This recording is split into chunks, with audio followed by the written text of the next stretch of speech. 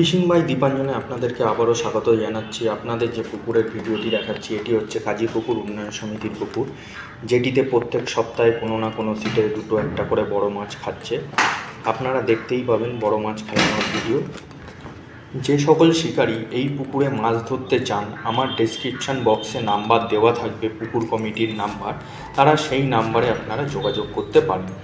এবং নিয়মাবলী যদি জানতে হয় সেই নাম্বারেই ভালো করে আপনারা নিয়মাবলী জেনে নেবেন, বা আমার চ্যানেলে অনেক এই নিয়মাবলী দেওয়া রয়েছে এই পুকুরের সম্বন্ধে, সেই ভিডিওতে গিয়েও আপনারা দেখে নিতে পারেন।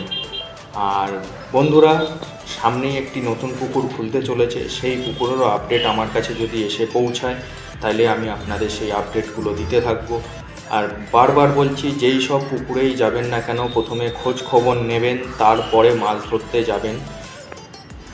বেফালতু আমাকে দোষারোপ করবেন না, বা আমার ভিডিও দেখে মাছ ধরতে যাবেন না, বা আমার ভিডিওর ওপর বেস করে বিশ্বাস করে মাছ ধরতে যাবেন না। এরকমও হতে পারে ওয়েদার ফল্টের জন্য মাছ না খেতে পারে, বা অন্য কোনো কারণেও মাছ না খেতে পারে, সেখানে আমাকে দোষারোপ করে কোনো লাভ নেই।